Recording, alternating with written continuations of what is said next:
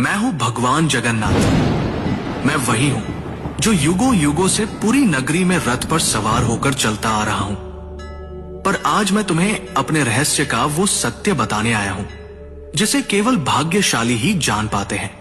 लोग मुझे जगन्नाथ कहते हैं, पर क्या तुम जानते हो मैं कौन हूं? मैं वही हूं जो द्वारका में श्री कृष्ण था, वही जिसने अर्जुन को गीता सुनाई, वही जिसने राधा के प्रेम को साक्षात ईश्वरत्व में बदल दिया, वही जिसने अधर्म के सामने धर्म को विजयी बनाया। जब द्वारका का अंत हुआ, मेरा पार्थिव शरीर समुद्र में प्रवाहित कर दिया गया, पर मेरा हृदय, मेरा चेतन तत्व नष्ट नहीं हुआ। वह दिव्य ऊर्जा, वह ज्वलंत आत्मा समुद्र में एक दिव्य काष्ठ, पवित्र लकड़ी के रूप में प्रकट हुई और बहती हुई पुरी के तट पर आई। उसी समय राजा इंद्रद्युम्न ने मुझे स्वप्न में देखा। हे राजन, ये कोई साधारण लकड़ी नहीं, ये मेरा शरीर है, इससे मेरा विग्रह बनवाओ।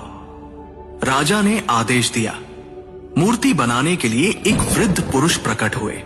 उन्होंने कहा, इन्हें गुप्त रूप से बनाऊंगा, कोई द्वार मत खोलना।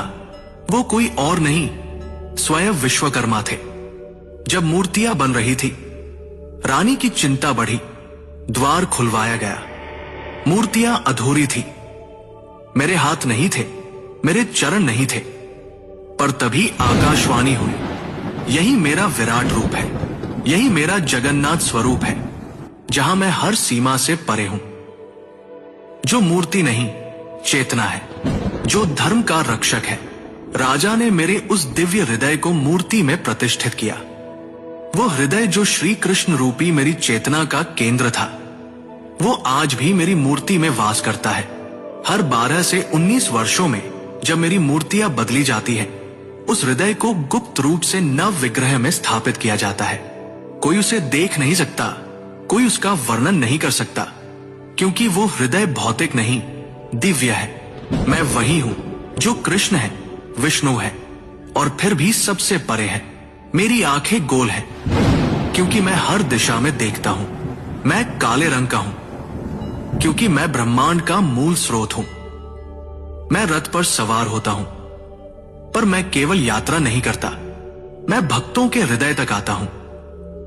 रथ यात्रा केवल उत्सव नहीं, यह संकेत है कि जब जब धर्म डगमगाता है, मैं स्वयं रथ लेकर चल पड़ता हूं।